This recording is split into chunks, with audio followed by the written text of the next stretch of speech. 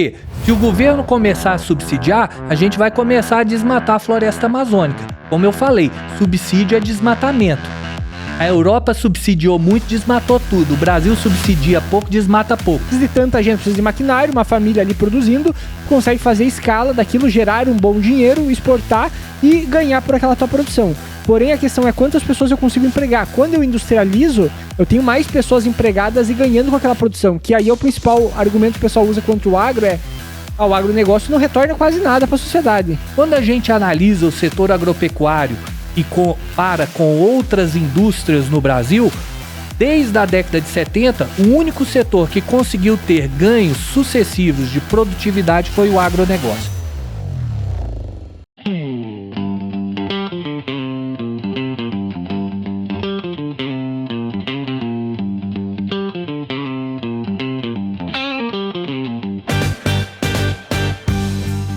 Nesse episódio do Agro há Dias, a gente trouxe essas questões. Nós falamos sobre a história da Embrapa, sobre o processo de extensão do agronegócio brasileiro, sobre pesquisa, inovação, desenvolvimento, inteligência artificial, crédito rural. Nosso convidado para esse episódio vai nos ajudar a responder algumas perguntas que foram levantadas aqui. O nome dele é José Eustáquio Vieira Filho, pesquisador do IPEA, matemático e também economista. Aqui no Agro há Dias você encontra os principais nomes do agronegócio brasileiro discutindo sobre temas relevantes. E antes de a gente iniciar o episódio, outras formas que a gente tem também de aprender e buscar conhecimentos é viajando. Conectar-se com outras pessoas, visitar outros países, outras realidades, nos traz uma perspectiva diferente tanto para a nossa vida quanto para os negócios. E isso faz com que a gente possa transformar o agronegócio brasileiro. A AgroBravo tem um papel fundamental de seguir unindo o mundo através do agronegócio brasileiro, levando produtores aqui do Brasil para conhecer a agricultura dos Estados Unidos, da Europa, da Ásia, como também hoje fazendo inclusive o processo inverso, de trazer produtores americanos para conhecer a agricultura brasileira. Se você tem interesse de conhecer o agronegócio mundial, de ter outras perspectivas, te convido a conhecer e acessar lá o @agrobravo_ para você ver quais são as últimas missões e os próximos destinos. Faça uma missão técnica com a AgroBravo. É um investimento que conecta você ao mundo do agro e impulsiona o seu negócio. Acesse agrobravo.com e saiba mais. Para esse episódio de hoje, eu tenho aqui a honra de estar recebendo o nosso convidado de hoje, que é pesquisador do IPEA, José Eustáquio Vieira Filho, um dos maiores especialistas brasileiros em inovação e política agrícola, doutor pela Unicamp e pós-doutorado pela Universidade da Colômbia. Ele é autor de obras fundamentais sobre o papel da Embrapa, Sistema Nacional de Inovação, e também aqui nós vamos estar falando sobre o futuro do agro brasileiro. Seja muito bem-vindo ao Agro há Dias, José.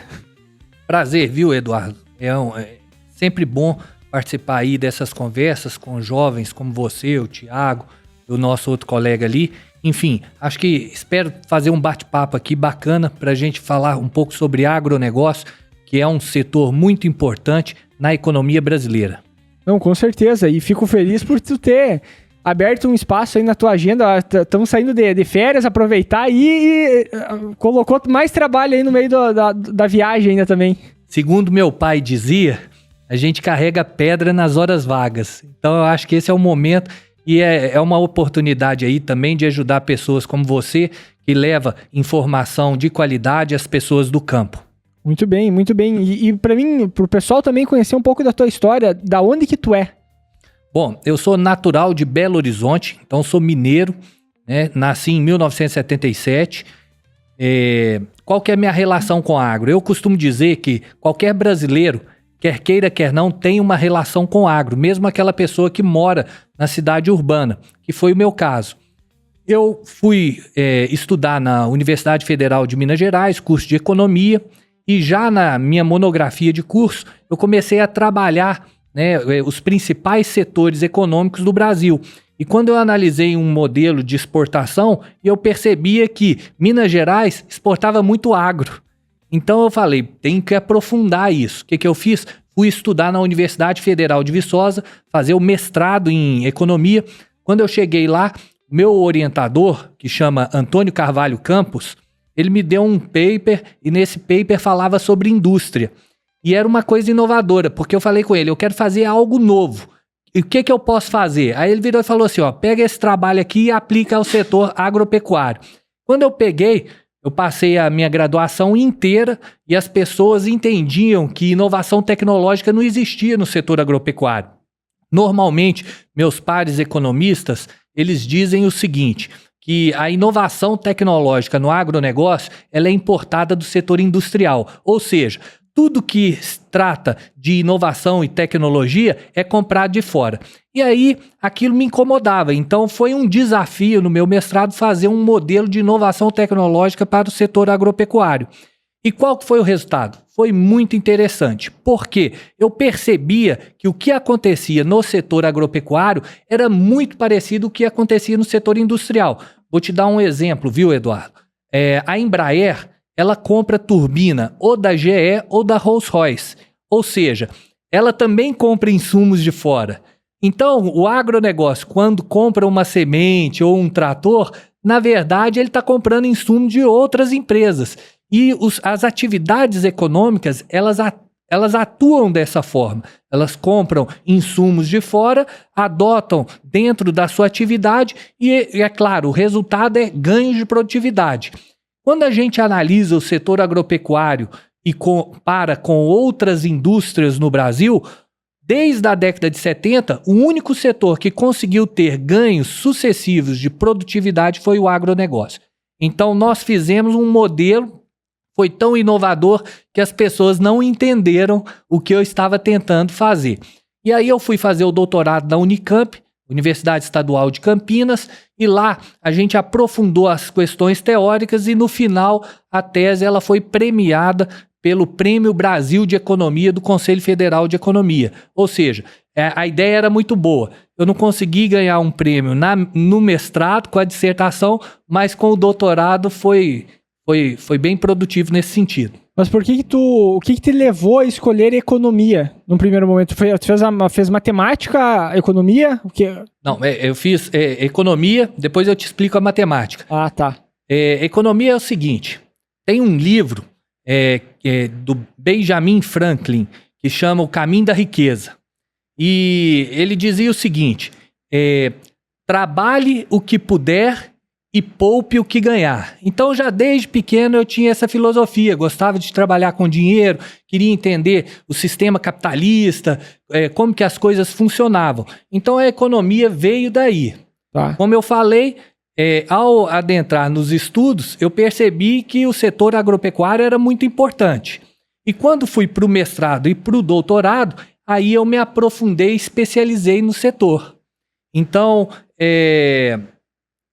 a sua pergunta... Da matemática daí. A da matemática foi o seguinte, eu fui trabalhar, depois do doutorado, eu fui trabalhar no Instituto de Pesquisa Econômica Aplicada. O que é o IPEA?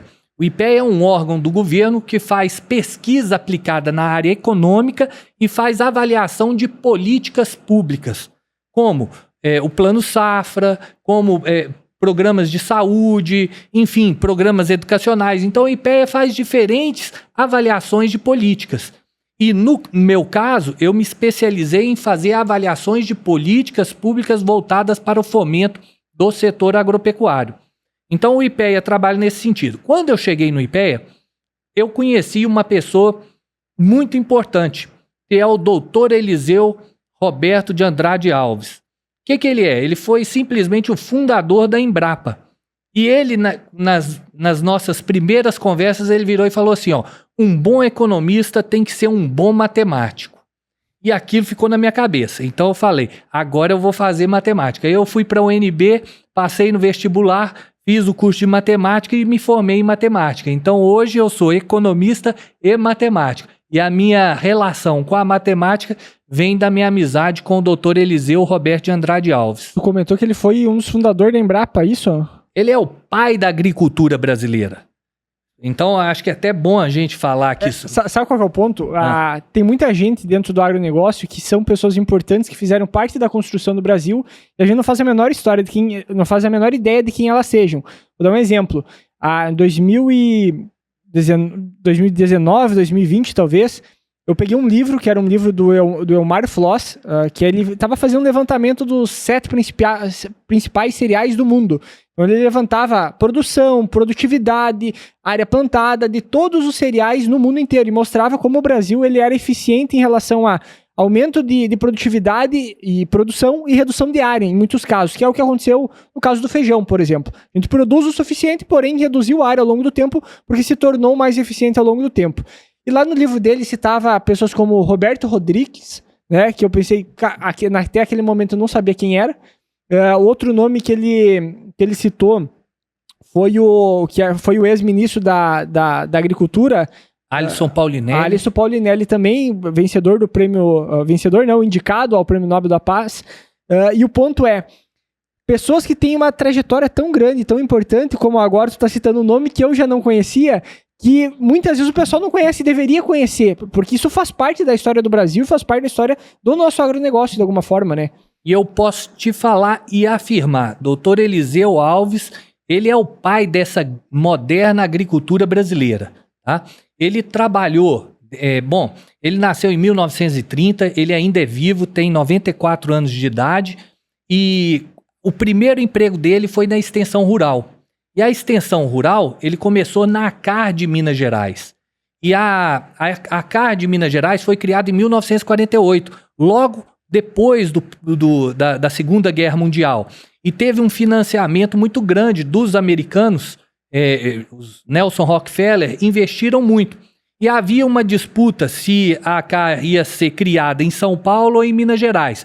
Os paulistas queriam nomear o presidente daquela instituição que nasceria. Como os Rockefellers não concordavam com essa ideia, misturar a questão política com a questão técnica, e eles acreditavam o seguinte, que todas as mazelas que aconteciam no mundo, principalmente relacionadas ao comunismo, surgiam no campo. Então eles viam no Brasil que era importante investir em extensão rural, ou seja, você passar conhecimento ao produtor justamente para você minimizar conflitos, e minimizando conflitos, a gente teria menos preocupações caso de implantação de comunismo no país. Então, os americanos investiram muito no Brasil, ali no final da década de 40, início dos anos 50, e foi criada a extensão rural. E em Minas Gerais. E o modelo mineiro virou um parâmetro para todo o Brasil. E depois ele se espalhou para São Paulo, para o Nordeste, e assim foi. Então veja, primeiro houve essa estruturação da extensão rural. E o doutor Eliseu ele foi trabalhar na ACAR de Minas em 1954, logo quando ele se formou. O que aconteceu? De 54 até 72... porque a Embrapa foi criada em 1972, existe ali um período anterior à criação da Embrapa, que vai do final da década de 60 até 1972, em que o ex-ministro da Fazenda, Delfim Neto, que era o todo-poderoso, dono do dinheiro, se juntou com o ex-ministro da Agricultura, que era o Cirne Lima, e os dois montaram um grupo para discussão, porque havia ali no final dos anos 60 uma grande pergunta a se fazer. Você tinha uma boa extensão rural, que foi criada nos anos 40, tinha um excelente programa de crédito, que foi também criado ali em meados da década de 60, mas, mesmo com crédito e extensão rural, a agricultura não evoluía. Então, o grupo foi criado para entender esta problemática. E tinha ali um pesquisador que também fazia parte desse grupo, que era o Guilherme Dias, e ele fez um estudo, mostrou o seguinte, que o Brasil... naquela época, as pessoas achavam que o problema da agricultura era um problema de comunicação, ou seja, de extensão rural. Sim. Mas o estudo do Guilherme Dias revelou o seguinte, olha, o Brasil não consegue prover com conhecimento o agricultor por no máximo 1 ou 2, 3 anos. Tá? Ou seja, depois de 3 anos era necessário investir em conhecimento. Delfim Neto, também muito perspicaz com relação a este argumento, falou, nós vamos investir em pesquisa agrícola para gerar conhecimento. Então, veja, a extensão ela vai difundir o conhecimento, mas você precisa gerar conhecimento. E o conhecimento seria gerado na pesquisa. É uma ponte, né? No caso, de um lado gerar a pesquisa e do outro lado levar o que foi desenvolvido na pesquisa ao produtor, fazer o projeto de extensão. É justamente isso. Você cria conhecimento e com uma boa extensão você leva. E um bom programa de crédito você facilita o investimento produtivo. Sim. Então veja o seguinte, a Embrapa vai ser criada em dezembro de 1972. Alguns falam que é 1973, mas em 1973 você tem o ato de instalação da Embrapa, mas ela foi criada no ano anterior. No papel ela foi criada em 72. Em 72. Então veja, Delfim naquela época, como hoje, né? Orçamento é sempre muito complicado. Sim. Então, garantir recursos para criar uma instituição que ninguém sabia o que seria o resultado dela, era isso que ele estava fazendo naquele momento. E, de fato, ele criou a Embrapa em 1972. A Embrapa, os 10 primeiros anos, ela era uma promessa. E depois desses 10 anos, já nos anos 80, a gente começa a ter as primeiras entregas da Embrapa. Quais foram? A incorporação do Centro-Oeste, a tropicalização da soja. Você comentou de Santa Rosa? Sim. Santa Rosa foi o primeiro município a plantar pela primeira vez no Brasil o cultivo de soja. Isso há 100 anos atrás. Isso aí. Então, veja, essa trajetória foi muito bem sucedida. Então, depois disso eu não preciso mais falar, todos nós já sabemos quais foram os resultados que a Embrapa nos trouxe. Então veja, nós tivemos, né, a extensão rural lá na década de 40, depois o crédito, o sistema de crédito nos anos 60, a pesquisa agrícola nos anos 70 e, é claro, mais recentemente, né, com a abertura econômica, o Plano Real e tudo, a gente teve uma segunda onda de crescimento, onde a gente vai ter parcerias público-privada, regulamentação como plantio de organismos geneticamente modificados, legislação para proteção de cultivares, além de legislações para proteção de direitos de propriedade. Tudo isso junto ajudou o Brasil a construir o mais avançado setor agropecuário do mundo. Hoje o Brasil ele é referência mundial quando a gente pega e fala em produção e aumento de produtividade, e a tecnologia também ela fez um papel extremamente importante dentro disso, porque daí tu tem, dentro de toda essa parte de pesquisa também, tem a parte de tecnologia que é não só dentro da parte da genética, mas também dentro da parte de maquinário, porque o maquinário também impulsionou bastante a gente conseguir aumentar a escala de área plantada, conseguir aumentar o rendimento, digamos assim, daquele trabalho que até então antes ele era muito mais manual. Uma vez eu conversei com o primeiro engenheiro agrônomo daquela região da Grande Santa Rosa lá, que ele foi um dos primeiros pela Ascar que começou o processo de extensão lá na região. E aí, lá Santa Rosa foi um dos primeiros locais a plantar soja por causa que havia uma suinocultura muito forte. Então a soja era utilizada para a parte da suinocultura. E aí, os caras têm foto trazendo porco da Alemanha de avião, descarregando em Santa Rosa. Ou seja, havia uma troca muito grande de conhecimento com os Estados Unidos, a Universidade dos Estados Unidos, como também na Alemanha, ou seja, essa transferência de conhecimento e informação para que o Brasil pudesse se desenvolver. Só que naquela vez a extensão era muitas vezes até para o produtor para dizer qual fruta ele podia comer. Por exemplo, muita questão até mesmo de saneamento, sanidade ali, no caso que era, cara, não põe o chiqueiro acima da tua casa, põe o chiqueiro para baixo da tua casa, não para cima, porque senão tu vai tomar água contaminada. Ou seja, era coisas assim que muitas vezes o processo de extensão ajudava e levar às vezes até um conhecimento básico.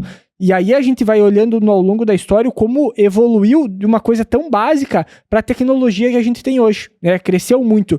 E como você bem comentou, o crédito ele foi extremamente importante para isso. E continua sendo até hoje. E muitos ainda... E hoje, olhando para a questão do crédito, o que a gente pode falar do Brasil quanto a isso? Que tem muita crítica, desde a parte do Plano Safra, tem crítica hoje em relação ao próprio orçamento destinado para a Embrapa. Fake news, viu? Tem muita fake news em torno aí do subsídio no agronegócio, mas eu comento sobre isso daqui a pouquinho. Tá. Mas eu te interrompendo, Eduardo, eu até peço desculpa, mas é importante num ponto que você falou, cooperação internacional. Então veja, da mesma forma que a Embraer fez uma cooperação com os italianos para construir o primeiro jato supersônico, AMX, né? No agro a gente também precisa fazer essas cooperações internacionais. E uma que é importante ressaltar é a cooperação nipo-brasileira, que foi o PRODECER. PRODECER foi o programa de incorporar o cerrado na fronteira agropecuária. E os japoneses, ali no final dos anos 70, eles passavam por um embargo econômico muito grande junto aos Estados Unidos. E eles compravam soja americana justamente para ter insumos para a produção pecuária no Japão. E como os Estados Unidos estavam boicotando as exportações para os japoneses, eles viram no Brasil uma região propícia para investir em pesquisa e viabilizar a produção de soja aqui no Brasil. E aí, os japoneses entraram em uma parceria com o governo brasileiro. Então, eles criaram uma empresa que iria fazer, né, toda a gestão do programa, que era a Campo, tinha 51% do capital brasileiro e 49% do capital japonês. Além disso, assentaram pessoas ou famílias que tinham capacidade técnica para gerir a produção agropecuária. O primeiro piloto, né, e os primeiros projetos foram no estado de Minas Gerais, região de Paracatu, Patrocínio, Coromandel, né? Depois, no PRODECER 2, já se estenderam para outras regiões no Centro-Oeste, regiões no Mato Grosso do Sul, e assim vai. E até em Goiás. E o PRODECER 3 já expandiu para o Oeste Baiano. E o que aconteceu? Foi um programa tão bem sucedido, porque ele tinha, de um lado, a ideia cooperativista. Eles pegaram o modelo da Cotia de São Paulo e trouxeram para esses assentamentos. Tinha a extensão e a gestão pela empresa Campos, né? E as famílias que eram assentadas direcionando conhecimento técnico e aqueles cultivos com os quais era necessário viabilizar a produção do cerrado. Foi um sucesso, então nós conseguimos tropicalizar um cultivo que vem de zonas temperadas.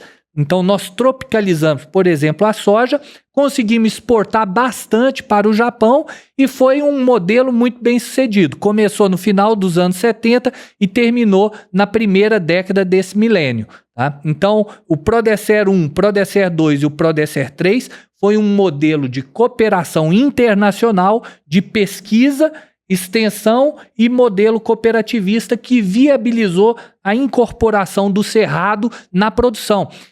Talvez você não lembre, eu não sei como que era seu livro de geografia, viu, Eduardo? Mas o meu livro falava que o cerrado era uma região em que os galhos das árvores eram pequenos, retorcidos, porque o solo era improdutivo e eles consideravam os cerrados as savanas africanas, ou seja, regiões ruins para produção agropecuária.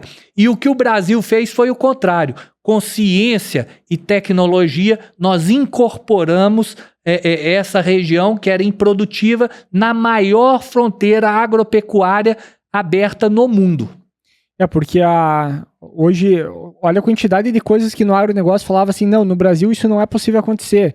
E o Brasil, ele quebra muitos paradigmas, né, em função de tecnologia, de pesquisa, e consegue produzir e produzir mais constantemente, mesmo com tudo que tem acontecido e mesmo que muitas vezes o pessoal fala que não é possível.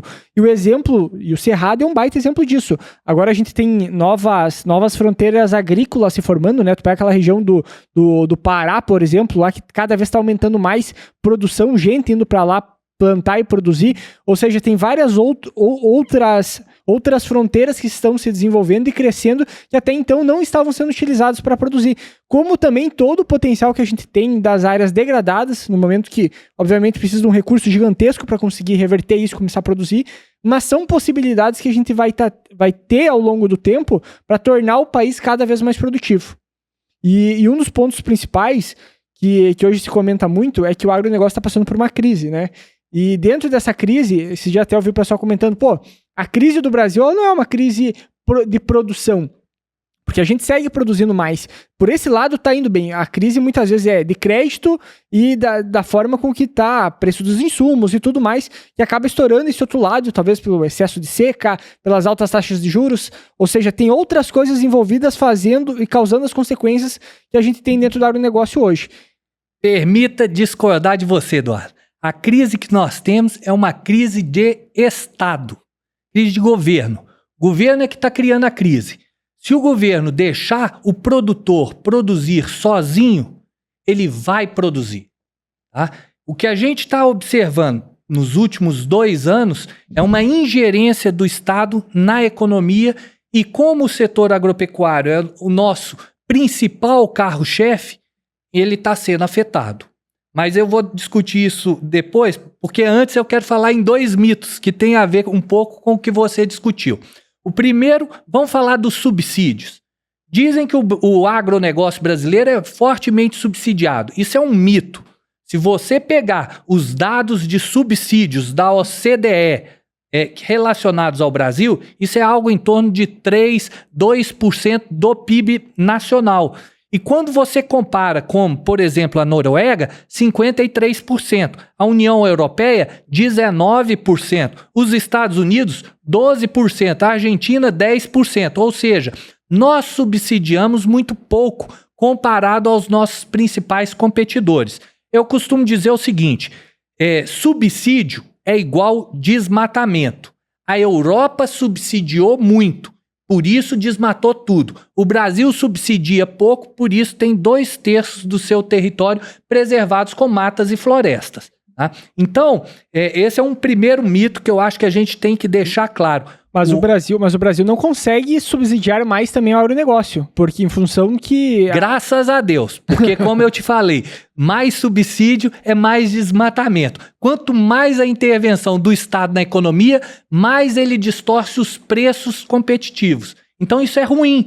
Então, quando você coloca subsídio na economia, você está deixando aquele agricultor que é eficiente, ele vai ficar mais relaxado. Por quê? Agora eu posso receber um dinheiro ou um trocado do governo e não preciso aqui me esforçar tanto. Então, na Europa, para você ter uma ideia, a política agrícola comum europeia, do orçamento geral que eles têm, 70% são transferências diretas ao produtor. Ou seja, eu não preciso produzir nada que eu vou ter dinheiro na minha conta. Ou seja, você distorce os incentivos. Então, quando a gente fala num acordo Mercosul, União Europeia, eles ficam preocupados porque eles sabem que o nosso agricultor ele é competitivo e não depende de subsídios. Por isso é importante que os subsídios sejam baixos. E é o que aconteceu no agro. Quando a gente compara, viu, Eduardo, a indústria com a agricultura, a gente observa que a agricultura foi pouco subsidiada ao longo de várias décadas. E, ao contrário, a indústria foi muito subsidiada. Você não deve lembrar, porque você é muito jovem, mas nos anos 90, a campanha do presidente Collor, ele ganhou aquela eleição dizendo que os nossos carros eram verdadeiras carroças. Agora, por que ele falava isso? Porque o protecionismo era tão elevado que a indústria nacional ela era ineficiente, porque o Estado protegia ela. E o Estado, a gente tem que entender o seguinte, o livre mercado é muito importante. Os tigres asiáticos cresceram muito e se desenvolveram bastante, aumentando o PIB per capita ao longo de várias décadas com exportação e não o contrário. Então a abertura comercial é fundamental. Não sei se você estudou a teoria cepalina. Você já ouviu falar na CEPAL? Não. Já ouviu falar dos termos de trocas desfavoráveis? Não. Da teoria da dependência? Da dependência, talvez. Isso são coisas que nos são ensinadas nos colégios e nas universidades. Que os países desenvolvidos são os países centrais, são aonde são geradas tecnologias. E os países periféricos... eles vendem produtos primários no mercado internacional, com baixo conteúdo tecnológico e baixo valor agregado. Então, de um lado você tem Europa, Estados Unidos, de outro você tem países latino-americanos como o Brasil. Né? E nesse comércio internacional as trocas são desfavoráveis. E é claro, em benefícios dos países desenvolvidos e em contraposição aos países subdesenvolvidos como o Brasil. Mas a verdade é, se você pegar as 3 últimas décadas, o preço da tonelada de soja só vem subindo, enquanto que o preço do laptop só vem caindo. Ou seja, se você está analisando soja e laptop, então existe uma troca favorável em benefício ao Brasil. E é isso que aconteceu desde que a China entrou na OMC. Porque a China demanda muito alimento, demanda muito recursos minerais, e isso puxa muitos produtos com os quais o Brasil produz. Então, nas últimas 3 décadas, os termos de trocas foram favoráveis. Quando eu falo em teoria da dependência, isso foi algo criado lá na década de 50 por Prebisch, na CEPAL, Maria da Conceição Tavares, entre outros pensadores, tá? Inclusive, Fernando Henrique Cardoso, na década de 60, defendeu sua tese com o título, né, falando sobre a teoria da dependência. Enfim, o fato é que o agronegócio mostrou que teoria da dependência no Brasil não existe. Pelo contrário, o progresso tecnológico é gerado dentro do setor agropecuário e é isso que move a nossa economia.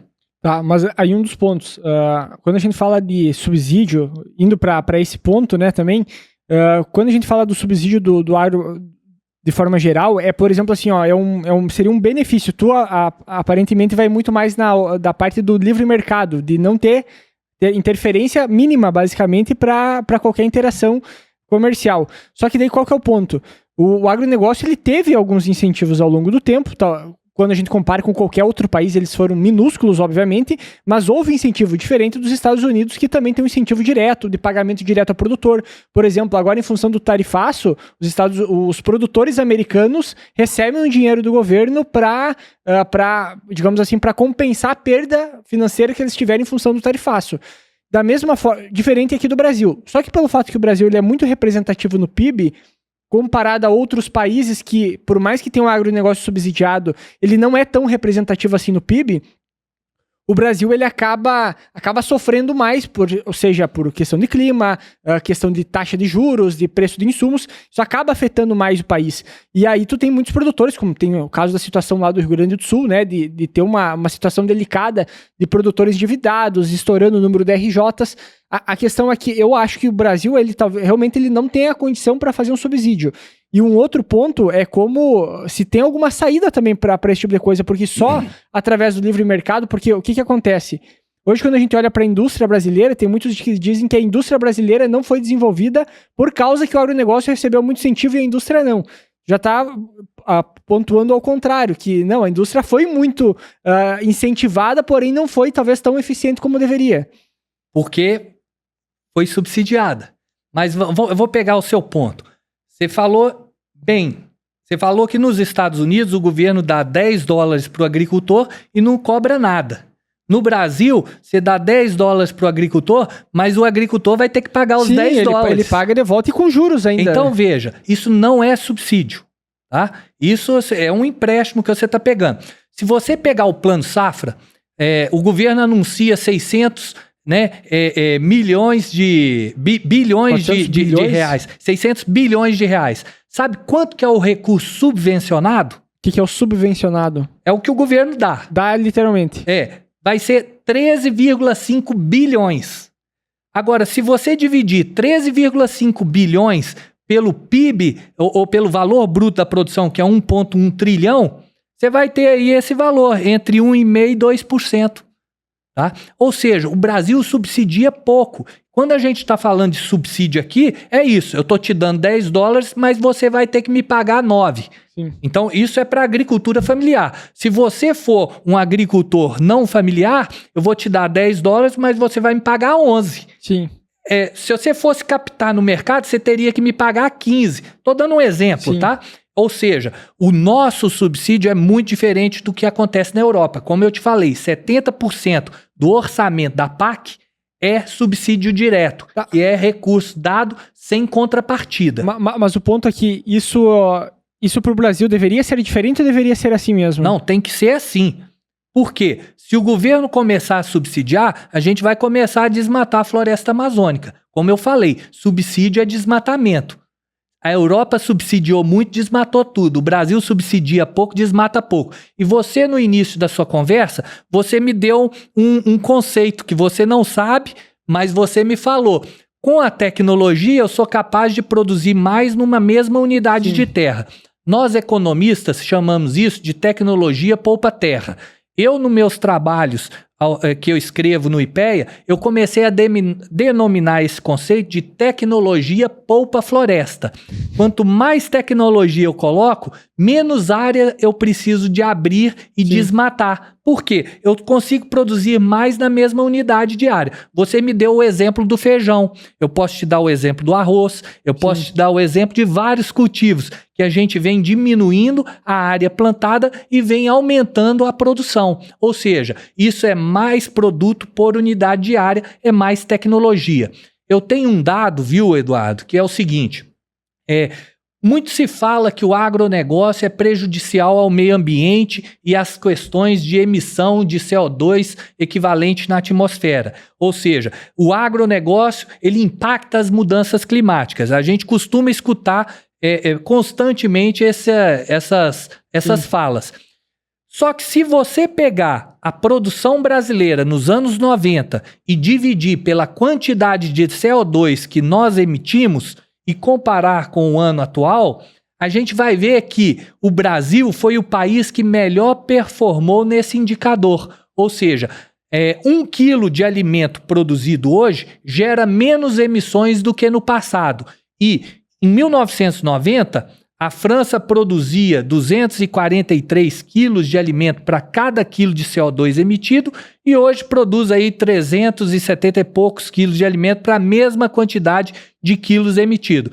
E o Brasil produzia 243 quilos de alimentos por quilo de CO2 emitido e hoje nós produzimos 3 vezes mais com a mesma quantidade de CO2 emitido. Ou seja, nós somos eficientes na parte produtiva e somos também eficientes na parte ambiental e de sustentabilidade. Então não dá para culpar o agronegócio como vilão das mudanças climáticas. Pelo contrário, o agro é a solução.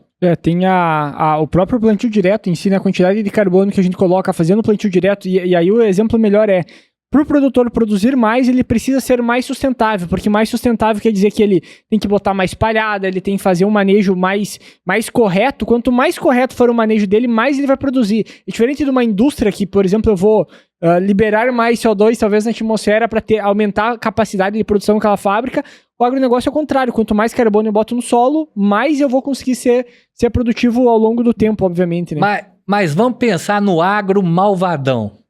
Eu chego lá e desmato a floresta e planto soja. O que é soja? Mato. Não é? Então eu tirei floresta e plantei mato. Agora vamos pensar a indústria do petróleo. Ela vai para o fundo do mar, 7 mil metros de profundidade, entra na camada de pré-sal, tira lá aquele monte de óleo, traz para a nossa atmosfera e queima. O que é pior? Eu queimar petróleo ou eu desmatar e plantar soja? É pior eu queimar petróleo. Então não dá para comparar a produção agropecuária com petróleo. Mas eu vou dar um outro exemplo, porque soja é mato. Mas a Europa, ela recentemente criou uma lei proibindo o Brasil de exportar café que venha de área desmatada. Será que o europeu não sabe que plantar café é plantar floresta? Porque café é árvore. Se café é árvore, a árvore é floresta. Então, na verdade, o agricultor que exporta café para a Europa deveria ser bonificado, receber uma medalha no peito para mostrar o seguinte: este aqui está contribuindo com o meio ambiente. E não é isso que eles fazem. Então há muita hipocrisia nesse mercado internacional, principalmente quando se trata de competição, viu? Porque é muito jogo, basicamente, para dizendo assim, acusa outro país ou ataca outro país, como a própria Europa faz muitas vezes para o Brasil, no sentido de que muitas vezes é para conseguir comprar mais barato, conseguir uma condição melhor ou proteger os agricultores deles. O intuito é outro, não necessariamente seja essa a verdade. E aí tem um ponto que são algumas dúvidas, eu tenho duas dúvidas principais que eu quero te perguntar. Uma delas é, por exemplo, assim, o café brasileiro a gente exporta lá para a Europa, A Alemanha, por exemplo, é um dos maiores exportadores de café sem plantar um pé de café. Ou seja, eles ganham 9, 12 vezes mais no preço do café do que comparado ao preço que o Brasil vende aqui, porque tu tem uma questão, o que acontece no Brasil, né? A gente vende café e compra depois de volta ele encapsulado, por exemplo, porque entra aquela questão de guerra, não sei se seria uma guerra tarifária, mas são taxações que eu tenho de exportação de alguns produtos transformados. Por exemplo, eu não posso mandar para a China muito farelo de soja, porque senão é taxado em cima disso, eu tenho que mandar apenas o grão. Ou seja, vai se criando barreiras para que a gente não tenha um desenvolvimento maior também aqui no país. Como é que faz para lidar com esse cenário? Bom, eu já expliquei isso para várias pessoas e as pessoas acham que têm um entendimento incorreto sobre essa questão. A Alemanha, ela é a maior exportadora de café, não é porque ela produz café, mas é porque ela gerencia a logística do maior mercado consumidor, depois dos Estados Unidos, que é a Europa. Sim. Então, se eu estou no centro desse mercado, e se eu tenho condições de comprar café de outras partes do mundo e centralizar ali, eu vou difundir para onde eu quiser. Agora, o brasileiro que queira competir com o alemão, eu vou dar uma sugestão.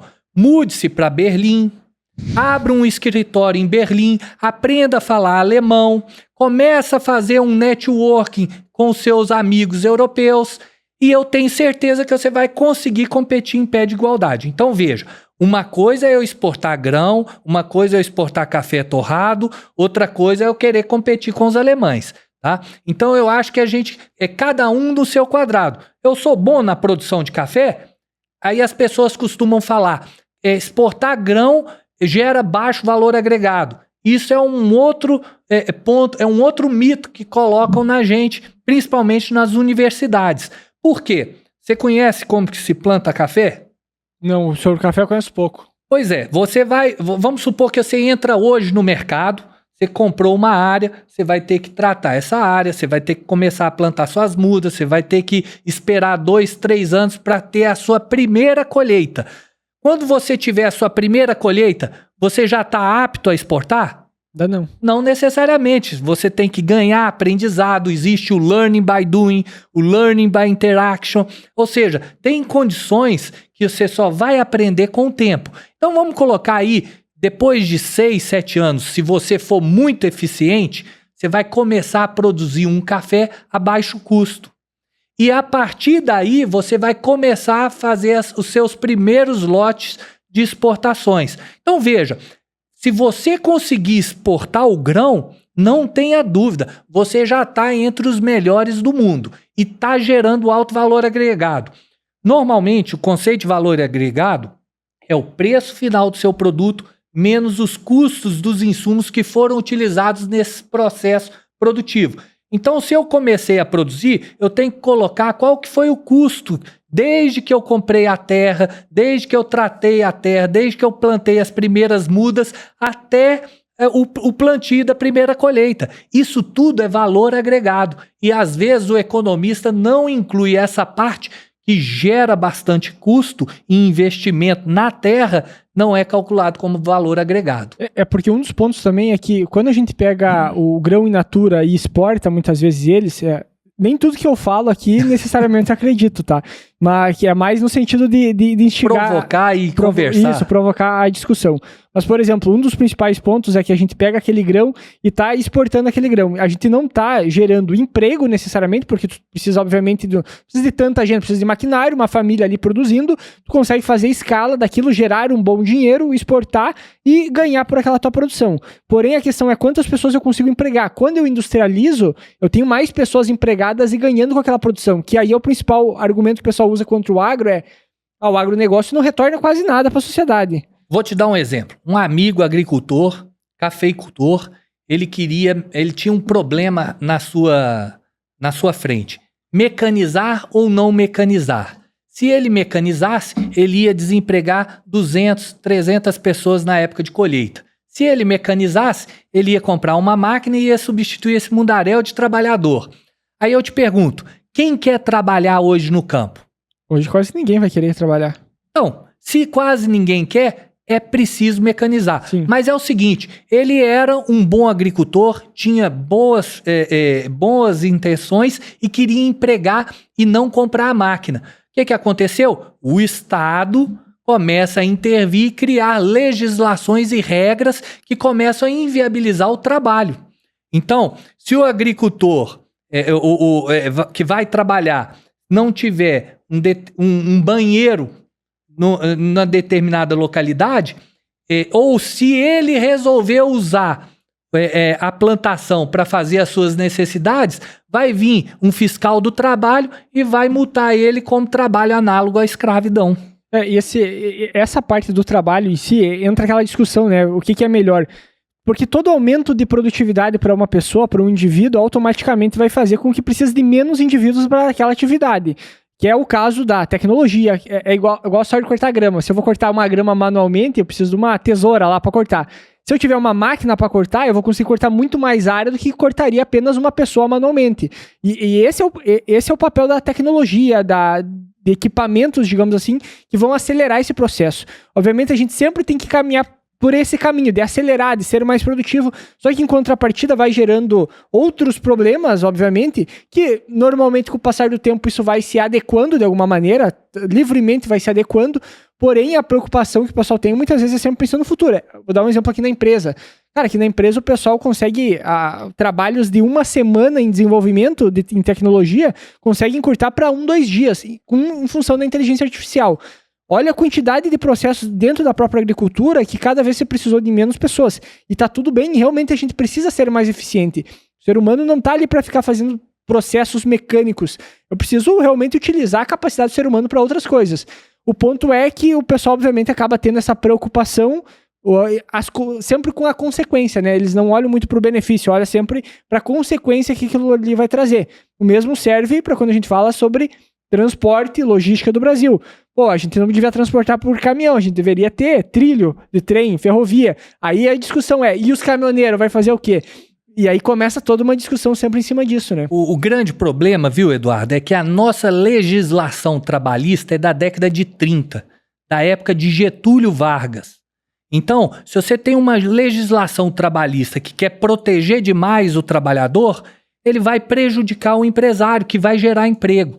Então, saindo, né, de Belo Horizonte, passando por Marília e chegando até aqui em Campo Mourão, né, nós vimos vários trabalhadores que no passado ficavam bandeirando aonde estavam fazendo obras. Agora já é um boneco. Então, esse boneco está desempregando alguém. Agora, por quê? Provavelmente o custo trabalhista de manter aquela pessoa ali e ela sofrer um acidente e depois ter um prejuízo muito grande à empresa na justiça brasileira é enorme. Então, veja, a gente tem uma legislação trabalhista atrasada. Vamos pegar o caso do Uber. Imagina se o governo brasileiro quiser regularizar todos os motoristas de aplicativo. A Uber vai sair do Brasil.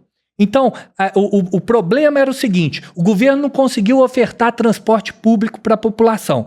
Veio a solução privada, que foi o transporte por aplicativos. A hora que chegou isso, o Estado quer intervir na economia e tirar grande parte do lucro do empresário. O que vai acontecer? Se o Estado retirar muito esse lucro, o empresário vai embora e não vai empregar nem o motorista de aplicativo. Então eu acho o seguinte, a gente tem uma legislação trabalhista atrasada, a gente tem que reestruturar isso é urgente e eu vejo que quanto maior é a intervenção do Estado dentro da economia, piores são os incentivos gerados para o mercado e para os investidores. E aí, eu vou voltar ao ponto que você comentou, que a gente estava falando da crise. Sim. Né? Então, o momento atual é de crise. O que aconteceu? Quando veio o atual governo, ele começou a gastar muito. Você sabe qual que é o problema de um governo que gasta muito? Obviamente, falta dinheiro para as outras coisas. E tem que aumentar a arrecadação. Em economia, é o seguinte, imagine que o dinheiro é um produto. Então, você tem uma curva de oferta e uma curva de demanda por dinheiro. Se o Estado está demandando dinheiro, de duas uma, a curva de demanda por dinheiro vai se deslocar e o preço do dinheiro vai subir. que aconteceu com a taxa de juros? Foi para 15%. Então, veja, você, empresário que está demandando dinheiro, agora é obrigado a pagar 15% porque você tem um Estado que gasta mais do que pode. Então, veja, quando o Estado intervém na economia de forma equivocada, ele distorce os incentivos do mercado. E aí, a taxa de juros que o agricultor pagava para a compra de uma colheitadeira ou de um trator, e que agora ele tem que arcar com o financiamento, e vamos pensar, veio o tarifaço. O que aconteceu com o tarifaço? O governo americano parou de comprar produto brasileiro. O que aconteceu com a oferta do produto no nosso mercado? Aumentou. O que aconteceu com o preço do produto? Caiu. Logo, a receita desse agricultor vai diminuir. Só que o custo do financiamento que ele contratou no passado só está aumentando. Então, veja, essa conta não bate. Então, por isso, você vai ter inadimplência subindo, principalmente no Banco do Brasil. E quando você analisa os dados de recuperação judicial, aí vem algumas pessoas dizendo que isso é uma estratégia, que os advogados estão tentando interferir. É claro, a todo momento, não existe cidadão dentro do capitalismo que queira pagar imposto feliz. Então a gente vai tentar a todo momento reduzir nosso prejuízo. E o que o agricultor faz é isso. Se ele vai entrar com recuperação judicial e tentar minimizar o seu prejuízo, é isso que ele está fazendo. Agora, por quê? Porque o Estado está intervindo de forma equivocada. Basicamente, o que está acontecendo agora é uma consequência do que o Estado vinha fazendo? Com certeza. Mas veja, no passado, a gente tinha um governo que estava diminuindo os gastos. Tanto é que no último ano, o governo teve um superávit. Então, se o governo está demandando menos recurso, a taxa de juros pode ser menor. E os juros, ele é uma variável importante no balizamento dos investimentos. Agora, por que eu estou falando em investimento? Porque o investimento, ele cria consumo. Sim. Então, veja, eu vou produzir uma máquina, mas eu tenho que comprar pneu. Para eu comprar pneu, eu tenho que comprar outros insumos para gerar o pneu. Ou então, a máquina tem GPS. Para colocar o GPS na máquina, eu tenho que comprar insumos de informáticas para colocar dentro dessa máquina. Ou seja, o investimento ele tem um efeito multiplicador de renda muito grande na economia. As pessoas costumam falar de consumo. O consumo não. O consumo, quando eu compro um produto, eu consumi, mas eu não gero outra demanda. O investimento gera. Então, veja, quando a taxa de juros está baixa, eu estou gerando mais investimento. Investimento gera renda e gera emprego. Então, são coisas... Na economia, é igual vasos comunicantes. Então, veja, rebaixar a taxa de juros, eu vou aumentar o investimento vai ter um impacto positivo na economia. E tem uma pergunta que eu quero te fazer também, que é a respeito da Embrapa. Antes eu já queria ter feito ela, que era em relação a se falta realmente dinheiro para a Embrapa. Alguns dias atrás eu estava tentando produzir um material a respeito disso, eu tentei dar uma pesquisada da quantidade, porém não é muito fácil de identificar a quantidade de dinheiro que realmente é transferida para a Embrapa para trabalhar, basicamente. Porém, com qualquer pessoa que tu fala vinculados a eles sempre vão falar que tem cada vez menos dinheiro. Essa não é uma realidade, não sei se vocês chegam a fazer algum tipo de análise dentro disso, porque a Embrapa ela é muito eficiente, isso é um fato. A questão falta recurso hoje de investimento para dentro da Embrapa, no sentido de que todo ano não vem aumentando, ou não, em algum momento teve uma redução realmente? Eduardo, eu trabalho no setor público desde 2009. Então, há mais ou menos aí 15 anos trabalhando no setor público. E em todas as instituições, as pessoas sempre vão reclamar. O orçamento é pouco, está faltando isso, está faltando aquilo. Você vai ver isso nas universidades, Sim. Você vai ver isso no IPEA, você vai ver isso na Embrapa. O que a gente tem que entender é o seguinte, um governo gastador, o que ele faz? Faz concurso público. Gera concurso público. Então, a Embrapa vai contratar mais de 1.000 funcionários por conta de um concurso público. Será que não era o momento do governo tentar produzir mais com o que ela já tinha? Entendi. Então, eu trabalhei no governo passado justamente no período da pandemia. E eu vivi aquele momento em que você tinha um Ministério da Agricultura fervilhando, né? Cheio de gente lá todos os dias, entrando e saindo, E da noite para o dia, só ia os assessores da ministra e do secretário executivo. Ou seja, praticamente 20 pessoas. E o Ministério entregou as mesmas políticas ao longo do tempo. O que eu quero dizer é o seguinte, às vezes não é contratando mais gente que a gente vai melhorar o serviço público. Sim. Às vezes talvez nós temos que reduzir e aumentar a eficiência. Igual no setor privado. No setor privado, se você contrata uma pessoa e ela não entrega o seu resultado, você demite ela e contrata outra melhor. Tá? Então eu acho que o Estado ele tem que ter uma eficiência grande e isso faz com que a gente pense em como gastar melhor os nossos recursos. O fato é, todas as instituições sempre vão reclamar. Resta saber se a instituição que eu estou, vamos supor, o orçamento de todo mundo está diminuindo, mas o meu orçamento diminuiu menos do que o resto, então eu fui beneficiado.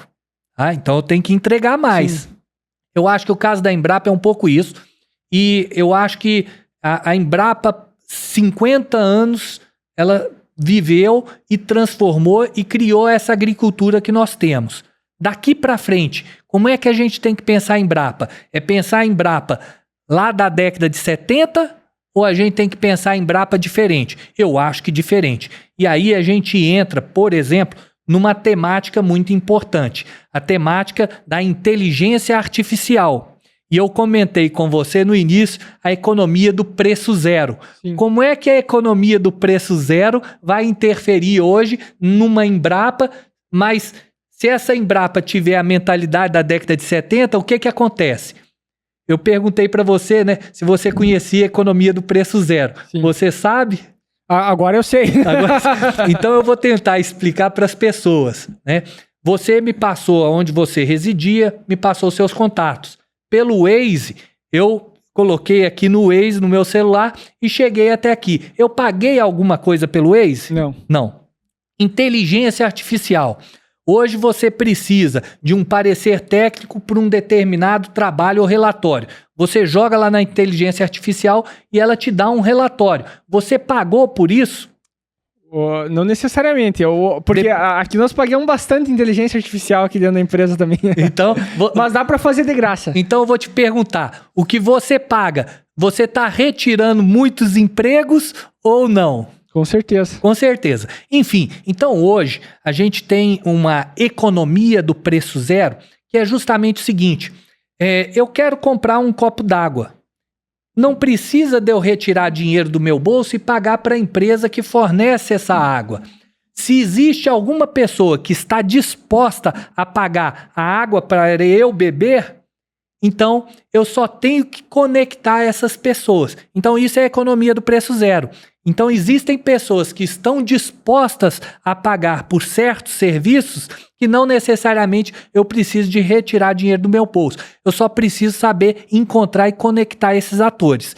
E hoje, com a inteligência artificial, cada vez mais isso vai se tornar realidade. E muitos empregos que a gente conhecia no passado, nós não vamos conhecer no futuro. E se as pessoas do passado não se reinterpretarem ou se modernizarem, né? Provavelmente elas não vão se encaixar nesse futuro próximo. Então eu vejo que hoje uma função essencial do governo é entender como que as tecnologias de informação modificou o cenário e como que a gente vai pensar a educação do futuro para os nossos filhos. Porque o modelo de educação passada com a tecnologia de hoje não está mais se ajustando. Então a gente tem que reestruturar isso para repensar o futuro. E o governo deveria estar pensando nessas coisas ao invés de gastar, ao invés de tributar o cidadão, né? Porque quanto mais eu tributo o empresário, menos ele vai trabalhar, menos ele vai gerar emprego. E mais problema a gente vai ter para a economia, principalmente pensando na economia do preço zero. O que tu vê como consequência, o que a gente deveria estar olhando para quando a gente fala de inteligência artificial e economia do preço zero, por exemplo, quais são as profissões que vão... Por que vai acontecer? Por exemplo, a gente falou antes de um advogado, por exemplo. O advogado não necessariamente vai deixar de existir. O que vai acontecer, obviamente, é ele precisar de uma quantidade menor de pessoas executando uma certa atividade para depois ele só dar a assinatura dele lá do final. Ou seja, ele vai dar uma revisada, uma última verificação, Coisa que muitas vezes os funcionários deles lá dentro de uma equipe ia passar por todos eles até chegar ele revisar. Ele não vai mudar o trabalho dele de revisão, de conferir tudo e assinar no final. O ponto é que todos aqueles outros que estavam no caminho possivelmente não vão ser mais precisos porque eu vou ter uma inteligência artificial fazendo esse papel. Como que a gente deveria estar olhando para isso hoje dentro das profissões, da forma de usar, da forma de integrar isso a ponto de estar preparado? Porque consequências, como a gente comentou, todo grande benefício vai gerar alguma consequência. A questão é como a gente pode aproveitar melhor esses benefícios e quais são as consequências dessa economia do preço zero? Qual que é a parte ruim de tudo isso aí que pode acontecer? É o seguinte, essa ideia do preço zero, eu busquei junto com um colega meu, que chama Adolfo Saxida, que foi ex-ministro de Minas e Energia e também ex-secretário de Política Econômica do governo passado.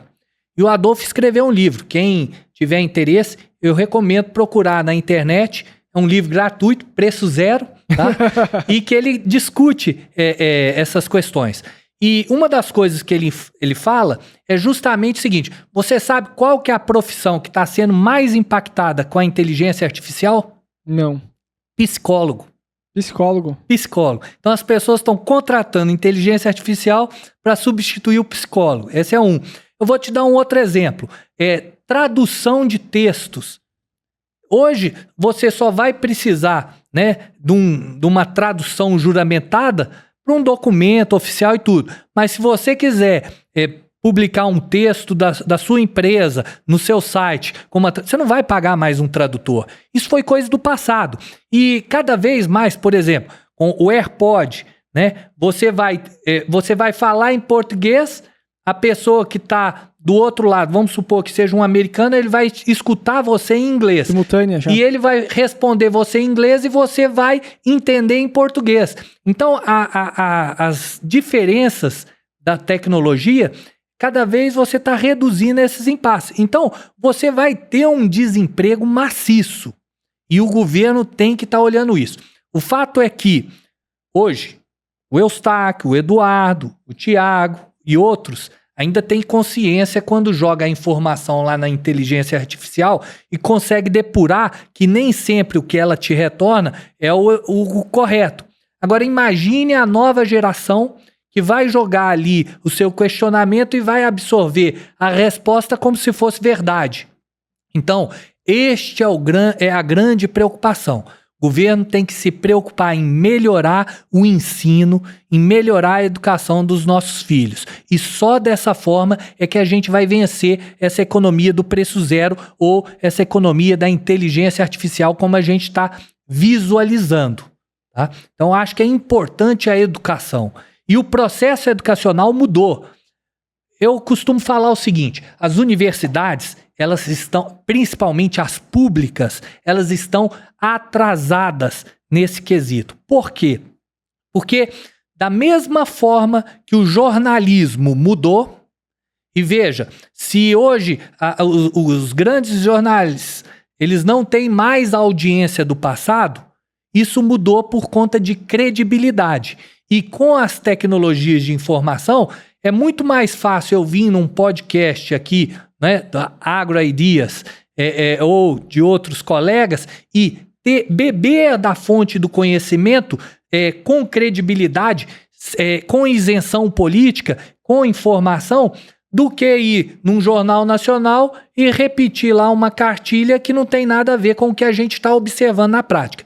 E as universidades são o seguinte: os professores estão acostumados com o aluno, estão acostumados com o salário todo final de mês e estão acostumados com aquela aula ali, ó, no quadro, falando as mesmas coisas vários anos. O que vai acontecer?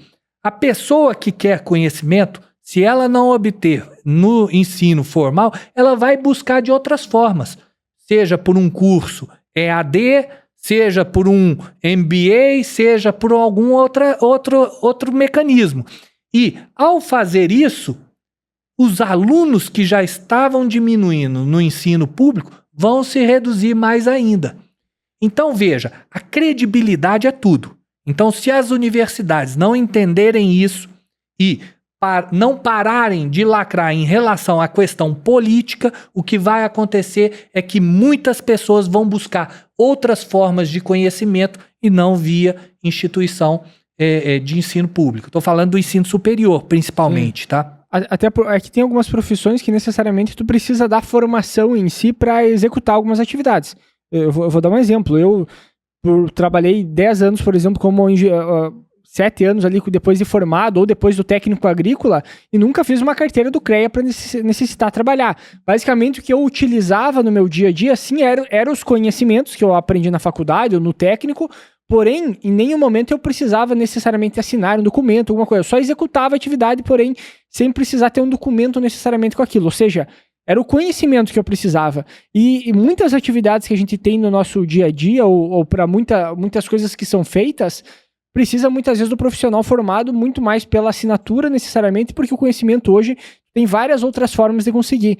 Então, esse é um dos pontos. E o que está acontecendo agora também, a gente pode chamar de uma proximidade maior ainda do mundo, que é, por exemplo, essas traduções simultâneas. Agora, a Meta anunciou já que vai ter nos próprios vídeos, por exemplo, eu postei um vídeo aqui, um corte desse podcast, ele pode chegar em qualquer lugar do mundo já com uma tradução feita por IA automática, sem eu fazer mais nada, para outros locais já pegar aquele conteúdo, porque se aquele conteúdo é bom, para impactar cada vez mais pessoas. Daí tem a tradução simultânea também agora, ou seja, cada vez mais vai ter ferramentas que a competição ela começa a se tornar não mais na região ou aqui no Brasil. Vou produzir um conteúdo para o Brasil. Não. Começar a produzir conteúdo para o mundo inteiro e competir com o mundo inteiro em prol daquele conteúdo. E isso talvez comece a acontecer cada vez mais em outras áreas, dependendo de como é que for a questão do sistema, como é que for se desenvolver futuramente em função da tecnologia. Então são grandes avanços que a gente está passando nesse momento e é difícil saber até onde isso vai chegar, né? Pois é. Então eu acho que nós chegamos num momento em que a revolução tecnológica vai ser um salto que a gente nunca viu na história. Talvez na Revolução Industrial a gente tenha visto algo parecido. Então, muitas profissões vão acabar, muitos empregos que existiam não vão mais existir e a relação de trabalho mudou. Por isso a gente precisa de uma legislação trabalhista moderna que não venha acabar, por exemplo, com o serviço de aplicativo em detrimento de aplicar uma legislação da década de 30. Tá? Não adianta a gente pensar o agro com a legislação da década de 30 se a gente não entender como é que funciona a atividade hoje no campo. Tá? Então eu acho que muitas das coisas são dessas. Mas vamos voltar na questão do ensino. Quando a gente pega os materiais escolares, estou falando da educação, ensino médio e fundamental. E quando você vai analisar o conteúdo relacionado ao agronegócio, há muita distorção em relação ao que se passa no setor. Aquilo que era para ser motivo de orgulho, de esperança, de uma área de emprego, de motivar jovens numa determinada profissão, acaba sendo o contrário. Então, quando você pega os materiais escolares, você vai ver que o agronegócio, ele desmata, você vai ver que o uso de agroquímico prejudica o meio ambiente, você vai ver que trabalho escravo é uma coisa generalizada. Quando na prática, o agro não desmata, às vezes o agro floresta. Quando a gente olha o Código Florestal, a gente observa que existe uma contribuição privada que nenhum outro país faz, que nós chamamos de reserva legal, dependendo do bioma. Se for floresta amazônica, isso representa 80%. Se for em área de cerrado, na Amazônia legal, isso seria 35%. Nas demais áreas, 20%. Tá? Então, veja, isso é uma contribuição privada a uma preservação do território que o agricultor faz e que não existe na Europa e não existe nos Estados Unidos. Então, os livros deveriam ressaltar o quanto o agro contribui e não prejudica. Quando a gente vai para agroquímicos, você utilizar fertilizante é você contaminar o solo. Se você utilizar defensivos, é você prejudicar a saúde humana. Quando, na verdade, não tem ninguém mais do que o agricultor que quer reduzir o uso dos seus insumos para aumentar sua margem de lucro. Sim. Quanto mais insumo ele colocar, maior é o custo, menor é o lucro que ele tem. Então o agricultor tem interesse em reduzir e não em aumentar. E os livros mostram que o Brasil é o maior consumidor, por exemplo, de defensivo. Ele fala em agrotóxico. O Brasil é o único país que utiliza o neologismo, né, agrotóxico, para especificar o que seria para os outros países de produtos fitossanitários ou produtos pesticidas, por exemplo. Então, o Brasil é um país exemplo nesse sentido, tá? Ele usa esses insumos, mas de forma a reduzir essa participação e aumentar sua produtividade. Então, e aí tem um exemplo, viu, Eduardo, que é o exemplo de Sri Lanka, em 2021, foi o primeiro país a colocar uma meta de se tornar o maior país produtor de orgânicos do mundo. E da noite para o dia, eles proibiram a importação de pesticidas e proibiram a importação de fertilizantes. Qual que foi o resultado? Eles tiveram uma crise alimentar muito grande. Essa crise, eles acharam que ia importar menos produtos, menos insumos, começaram a importar insumo orgânico mais caro e que tinha um custo enorme de logística muito maior do que os outros produtos, ou seja, criaram um custo adicional para toda a população. Somente 3% dos agricultores daquele país concordavam com essas políticas e, no final, o presidente teve que ser deposto porque o país entrou numa crise tão grande, caiu num descrédito tão grande que a economia não avançou. Então, veja, a gente pode produzir produtos orgânicos? Podemos, mas isso será nicho de mercado. Isso não é a realidade como um todo. A agricultura moderna, ela vai utilizar agroquímicos, ela vai utilizar sementes, se for o caso, geneticamente modificadas, porque a semente geneticamente modificadas, ela reduz o uso de alguns pesticidas, né? Enfim, então eu acho que a tecnologia contribui para o aumento da produtividade e da produção. Com certeza, com certeza. E antes da gente avançar para os finalmente aí da nossa conversa, que eu acho que assunto tem bastante, a gente podia ter tem desde da parte de tecnologia, como também o que está acontecendo no atual momento do Brasil e políticas que têm acontecido também. Eu acho que tem conversa para mais de hora aqui ainda. E uma das coisas que eu queria te perguntar é o que tu enxerga como o futuro do agronegócio aqui do Brasil? O que a gente vai ter para os próximos anos? Qual que é o futuro do agro brasileiro?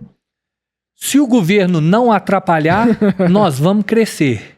Essa é a grande verdade. Agora, nós conquistamos algo que vários setores queriam conquistar. Então, por exemplo, a gente pode comparar a Embraer com o que a Embrapa fez? Pode. A gente pode comparar a Petrobras em termos de exploração de petróleo no fundo do mar com o que a Embrapa fez e com o que a Embraer fez?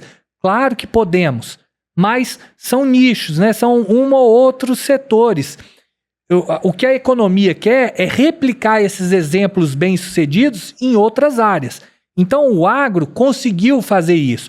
Quem está falando isso não é o José Eustáquio, não. É Afonso Celso Pastore. No seu último livro, Erros do Passado, né, e Contribuições para o Futuro, ele mostrava o seguinte, que o setor agropecuário foi aquele único que conseguiu, ao longo de várias décadas, o crescimento sucessivo da produtividade e que outras indústrias não conseguiram, tá? Então, isso eu acho que foi um exemplo pragmático da experiência de um bom economista que nós tivemos. José, o que tu deixa de mensagem para o pessoal? Compartilha um pouco das tuas redes sociais, onde é que o pessoal te encontra? Bom, meu Instagram é TacoAgro. Quem quiser me seguir, eu sempre posto informações lá. Tem um canal no YouTube que ainda é pouco utilizado, tá? Pode procurar também pelo nome, José Eustáquio Ribeiro Vieira Filho. Tenho vários trabalhos que foram publicados pelo IPEA em revistas e alguns livros.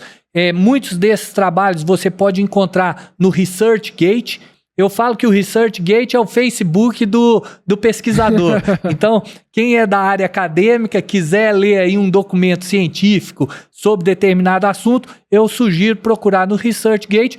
E recomendo também que vocês sigam o meu LinkedIn, onde eu sempre posto, né, a minha coluna semanal no canal AgroMais TV, que é um canal da Band, onde eu falo toda semana sobre questões relativas à economia e ao setor agropecuário. E os livros? Bom, um bom livro é o Agricultura e Indústria no Brasil, Inovação e Competitividade. Foi um livro que eu escrevi com o professor Albert Fischlow, da Universidade de Colômbia. Para quem não conhece o Fischlow, ele é o nosso maior brasilianista.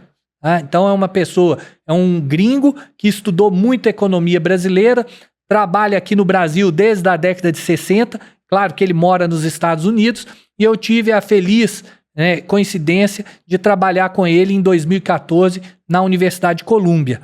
Então foi muito bom esse nosso encontro que nós produzimos esse livro. O que acontecia? Na Universidade de Colômbia, sempre tinha debates lá, e sempre quando o pessoal ia falar de agricultura, sempre eram aquelas visões equivocadas e distorcidas. E aí eu chamei ele, professor, vamos escrever um livro e contar a história de sucesso do caso brasileiro e comparar com a Embraer e com a Petrobras. Legal. E aí ele topou o desafio, nós fizemos. Em 2020, o livro foi traduzido pela Columbia Press, né? Então é um livro que tem sua versão em inglês, tem a versão em português, e a versão em português, para aqueles que quiserem, é gratuita, está disponível no site do IPEA, e é isso, eu acho que é um bom livro.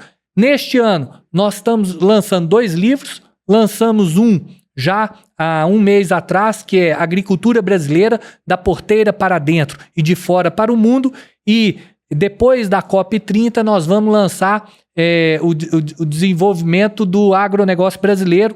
É um livro em espanhol, que a gente vai estar lançando lá na Embrapa, provavelmente final de novembro. Vocês estão convidados, viu? Se não puderem participar de forma presencial, podem participar na forma virtual, que vai ser transmitido também. Vai ser aonde o evento?